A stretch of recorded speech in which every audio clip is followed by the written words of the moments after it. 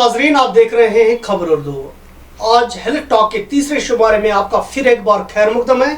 आज बात करेंगे हम विटिलिगो के बारे में। विटिलिगो वो बीमारी है जो इंसान के जिस्म पर लगती है, यानी कि इंसान का जो जिल्द है, स्किन है, उस पर ये बीमारी लगती है। एक दाग नमोदार होता है एक इंसान की बॉडी पर। उसके बाद आहिस्ता आहिस्ता ये पूरी तरह से बॉडी में फैल जाता है। बहुत सारे जो ऑर्गन्स है उन पे ये बीमारी फैल जाती है, या फिर पूरी तरह से जो इंसान का जो जिस्म है, उसकी जो बॉडी है, पूरी स्किन का कलर चेंज होकर वाइट बन जाता है, पूरी स्किन उसकी वाइट हो जाती है। ये बीमारी क्या है, इसके कॉजेज क्या है, या फिर इसका ट्रीटमेंट क्या है, इन तीनों चीज़ों पर आज हम बात करेंगे। हमारे साथ एक बार फिर डॉक्टर मीर इनायत मौजूद हैं, जो डर्मेटोलॉजिस्ट हैं। उनसे पूछेंगे आपकी ये बीमारी है क्या और इसका ट्रीटमेंट क्या हो सकता है। सर, आपका खैर मुकदम है खबर उर्दू में। सबसे पहले हमें ये बताइए, जो विटिलिगो है ये बीमारी है क्या? विटिलिगो, जिसको हम सफ़ेद दाग भी बोलते हैं, और कुरान शरीफ में इसका जिक्र है, जिसको हम जहाँ बर्स के तौर से इसको मेंशन किया गया है। ये एक एक्वायर्ड पिगमेंट्री स्किन डिसऑर्डर है। यानी इसका मतलब ये है कि हमारा जो जिस्म है, जो हमारे जिस्म में जो कलर होता है, कोई काला होता है, कोई गोरा होता है, ये जो कलर है हमारी स्किन का, ये डिटरमिन करते हैं कुछ सेल्स जो हमारे जिस्म में होते हैं, जिनको हम मेलानोसाइट्स कहते हैं। और वो मेलानोसाइट्स हमारा पिगमेंट बनाते हैं, जिसको हम मेलानिन बोलते हैं। और जब कई वजूहत की वजह से कि जब हमारे जिस्म में ये मेलानोसाइट्स डिस्ट्रॉय होते हैं, डैमेज होते हैं, कम हो जाते हैं, तो हमारा जो जिस्म का रंग है वो सफ़ेद हो जाता है कहीं भी किसी भी जगह। इस सफ़ेदी को हम विटिलिगो कहते हैं, या ब्रॉड टर्म में लिकोडर्मा भी कहते हैं। तो सबसे पहले जानते हैं कि हिस्टोरिकल बैकग्राउंड इसका क्या है, कि हमें इसके बारे में इजिप्शियन लिटरेचर में मिलता है। और साथ ही हम जब अथर्वा वेद की बात करते हैं, तो अथर्वा वेद जो 1400 BC के अराउंड है, तो उसमें इसमें शिवित्र के नाम से जाना गया है संस्कृत में। तो उसमें जो दवाई के बारे में जिक्र किया गया था, जिसको हम सोरेलिया कॉर बोलते हैं, जो अभी भी मॉडर्न मेडिसिन में भी उसके कुछ एक्सट्रैक्ट्स यूज़ होते हैं। इवन कि बाइबल में लिविटिक्स में चैप्टर 12 में जिक्र है। और सबसे ज़्यादा जो इम्पोर्टेंट जो मैं आप तक पहुंचाना चाहता हूँ, वो कुरान शरीफ में। कुरान में इसको इसमें सूरह आल इमरान में आयत नंबर 49 और सूरह अल माइदा में भी 110 आयत में इसका जिक्र है। और एक अथेंटिक अबू दाऊद की बुक से एक अथेंटिक हदीस है कि कहते हैं कि रसूलुल्लाह सल्लल्लाहु अलैहि वसल्लम अल्लाह से गिड़गिड़ा के इस बात का जिक्र करते थे, और अक्सर गिड़गिड़ा के मांगते थे कि ओ अल्लाह, I seek refuge in you from vitiligo, madness, leprosy and evil disease. एक ऑथेंटिक हदीस है, यानी कुरान शरीफ में भी इसका जिक्र है। तो सफ़ेद दाग, जिसको हम विटिलिगो बोलते हैं, अभी तक इसका एग्जैक्टली कोई वजूहात का पता नहीं है, एग्जैक्ट रीज़न क्या है। लेकिन कई सारे हाइपोथेसिस है जिसकी बिना पे हम कहते हैं कि ये विटिलिगो होता है। जैसे कि अक्सर कहते हैं कि एक ऑटो इम्यून डिसऑर्डर है, और जिसमें हमारे बॉडी के जो हमारे कई जो एंटीबॉडीज़ हैं, वो जब मेलानोसाइट्स पे अटैक करते हैं, उनको डैमेज करते हैं, तो हमारे जिस्म में अलग अलग जगह पे सफ़ेद दाग नमूदार होते हैं। और इसके अलावा जो हाइपोथेसिस है, जिनको हम न्यूरोजेनिक हाइपोथेसिस बोलते हैं, यहाँ हम जब प्रैक्टिस में होते हैं, और कई बार हम देखते हैं कि जब हम पेशेंट से पूछते हैं कि क्या आपके घर में किसी और को ये सफ़ेद दाग था, 20 से 30% लोग में पता चलता है कि इसमें जेनेटिक और फैमिली डिस्पोजिशन भी मिलता है 20 to 30% लोगों में।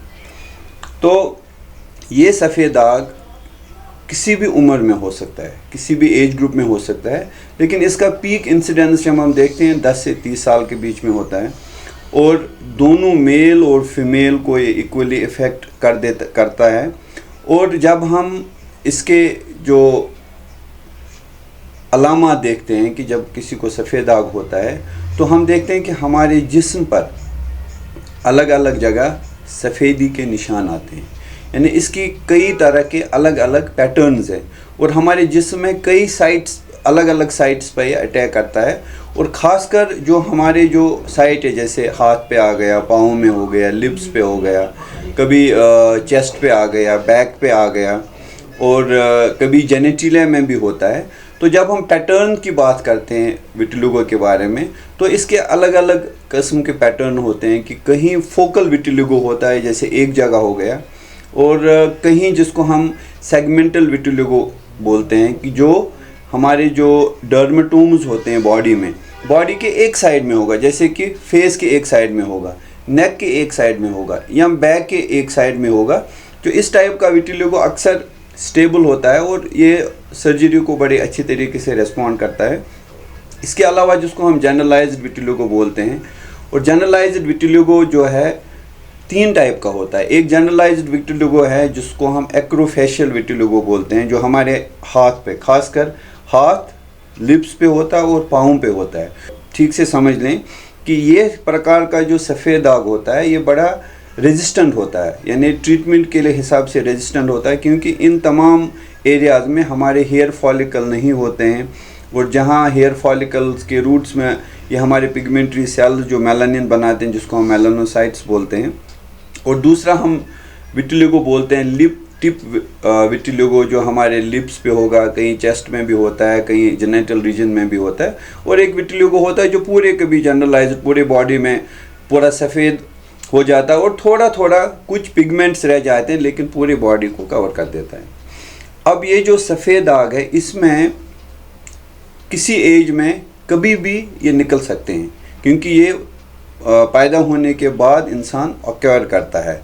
तो इसमें हमें जब भी हम बात करते हैं कि जो दाग है, सफ़ेद दाग है, जैसे हमें पेशेंट कई बार पूछते हैं, डॉक्टर साहब ये जो दाग है ये हमें फैल रहा है, बढ़ रहा है, तो इसमें कभी जो लीजन्स होते हैं वो स्टैटिक होते हैं, जो प्रोग्रेसिव नहीं होते हैं, बहुत देर तक रह सकते हैं, और कभी लीजन्स एकदम से एक्टिव हो गए और वो फैलना शुरू हो जाते हैं, जिनको हम एक्टिव लीजन्स भी बोलते हैं। और जब भी हम लीजन्स, जैसे हम सफ़ेद दाग अलग अलग जिस्म पे हमारे शरीर में होते हैं, जब कभी हम देखते हैं कि जहाँ सफ़ेद दाग है और वहाँ जो बाल है वो भी सफ़ेद हो गया है, तो यानी ये लॉन्ग स्टैंडिंग है, काफ़ी टाइम का ये सफ़ेद दाग है।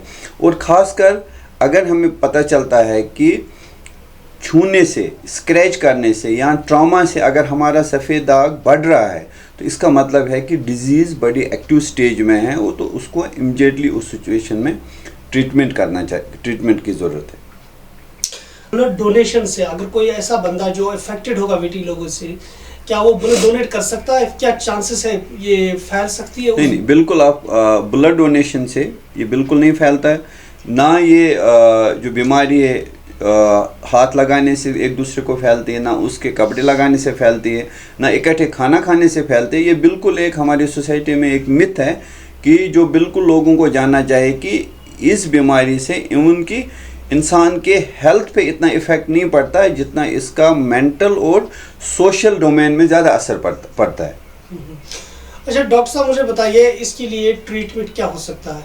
देखिए, इसमें जो हम कई सारे ऑप्शंस हैं ट्रीटमेंट के, और एक चीज़ है कि जो सफ़ेद दाग का जब हम इलाज करते हैं, इलाज का जो आउटकम है वो डिपेंड कई फैक्टर्स पे करता है, कि जैसे एज ग्रुप इस बंदे का क्या है, क्या ये सफ़ेद दाग लॉन्ग स्टैंडिंग तो नहीं है, काफ़ी टाइम से इसको तो नहीं हो रहा है, या इसको एक्सटेंसिव कितना है, एक फोकल है या बहुत ज़्यादा है, और ये जो सफ़ेद दाग है इसकी एक्टिविटी क्या है, ये एक्टिव स्टेज में है या स्टैटिक है, या इसका प्रोग्रेस नहीं हो रहा है, या इसमें हम देखते हैं कि कहीं जिसको हम मेडिकल टर्म में कॉबनोर्स फिनोमेना बोलते हैं कि कहीं ये डिज़ीज़ जहाँ ट्रॉमा साइट्स या स्क्रैच से तो नहीं फैल रही है। जैसे अक्सर देखा है कि ये ज़्यादा उस जगह पे होती है जहाँ बॉडी में फ्रिक्शन या ट्रॉमा है, जैसे आपको एल्बो में मिलेगा, हाथों पे मिलेगा, आपके फीट पे मिलेगा, आपके एंकल साइड पे मिलेगा, या नी जॉइंट के अराउंड मिलेगा। जब डिज़ीज़ ज़्यादा एक्टिव स्टेज में है तो ट्रॉमा साइट्स में ये डिज़ीज़ ज़्यादा फैलती है। तो इससे हमें पता चलता है कि डिज़ीज़ जो है ये किस स्टेज में है, उसी हिसाब से एक ट्रीटमेंट का आउटकम हम बता सकते हैं। और दूसरी इम्पॉर्टेंट बात ये है कि ये ज़रूरी नहीं है कि हर एक ट्रीटमेंट, जैसे एक मरीज़ ठीक हो गया वही ट्रीटमेंट दूसरे को भी सूट करेगा। हर एक मरीज़ के लिए एक अपना अपना प्रोटोकॉल ऑफ मेडिसिन से पेशेंट रेस्पॉन्ड कर सकता है, और ड्यूरेशन भी हम एग्जैक्टली नहीं बोल सकते हैं, किसी को वक्त कम लग सकता है, किसी को ज़्यादा लग सकता है। तो हम बोलते हैं नॉर्मली मेडिकल टर्मिनोलॉजी में कि इसके क्या पॉजिटिव गुड प्रोग्नोस्टिक फैक्टर हैं या बैड प्रोग्नोस्टिक फैक्टर हैं या पुअर प्रोग्नोस्टिक फैक्टर है। एज सच गुड तो कोई नहीं है, लेकिन कई पुअर प्रोग्नोस्टिक फैक्टर की मैं यहाँ बात करूँगा कि पुअर प्रोग्नोस्टिक फैक्टर का मतलब है कि अगर ये लक्षण, ये सिम्टम्स हमें मरीज़ों में कहीं पाए गए ये 3-4, तो इसका मतलब है कि मरीज़ में टाइम ज़्यादा लग सकता है और ट्रीटमेंट आउटकम इतना अच्छा हमें नहीं मिलता है। जैसे अगर लॉन्ग स्टैंडिंग है, बहुत टाइम से 8, 10, 12 साल से किसी को सफ़ेद दाग है, एक। दूसरा, अगर हमें इस सफ़ेद दाग में कहीं भी जगह उसके हेयर भी सफ़ेद हो गए, या किसी को जो हम विटिलिगो बोलते हैं, जिसको हम एक्रोफेशियल विटिलिगो हैं, यानी वो सफ़ेद दाग जो इंसान के फेस, लिप्स पे होता है, हाथ पे होता है या पाँव पे होता है। और तीसरी इंपॉर्टेंट चीज़ है जिसको हम बोलेंगे कि अगर ये रेजिस्टेंट साइट पे हो गए, रेजिस्टेंट साइट मैंने आपको बोल दिया कि जैसे पाँव पे हो गए, फिंगर टिप्स पे हो गए, लिप्स, क्योंकि हमारे यहाँ हेयर फॉलिकल्स नहीं होते, मेलानोसाइट्स नहीं इजीली स्टिमुलेट हो सकते हैं, तो ये फैक्टर जो है कि ये पुअर प्रोग्नोस्टिक फैक्टर्स हैं। तो जैसे हम ट्रीटमेंट की बात कर रहे हैं, मेरे ख्याल से हम फिर ट्रीटमेंट पे आते हैं। तो एक तो साइकोसोशल सपोर्ट की बहुत ज़रूरत है ऐसे मरीज़ों को, उनमें कॉन्फिडेंस आना चाहिए, स्ट्रेस मैनेजमेंट होना चाहिए, और प्रॉपर डाइट मैनेजमेंट होना चाहिए, और लाइफस्टाइल भी चेंज इम्प्रूव करना बहुत ज़रूरी है अच्छे जो हमारे रिजल्ट्स होने के लिए।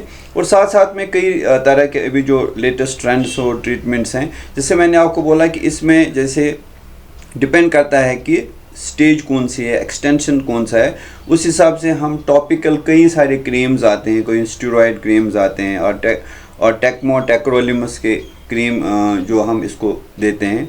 और अगर जो लीजन्स हैं बड़े एक्टिव हैं और प्रोग्रेसिव है, तो कभी कभी हमें ऑरल मेडिकेशन में लो डोज स्टेरॉयड भी हम इसमें शुरू कर सकते हैं।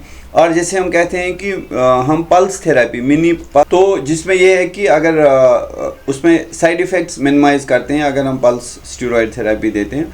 और अभी कई सारे जो ड्रग्स हैं जैसे इम्यूनोमॉड्यूलेटर्स ऑरली भी देते हैं, और एंटी हेलमेंथिक और इम्यूनोमॉड्यूलेटर एक ड्रग है लियोमिसॉल के भी अच्छे रिजल्ट्स देखे गए हैं।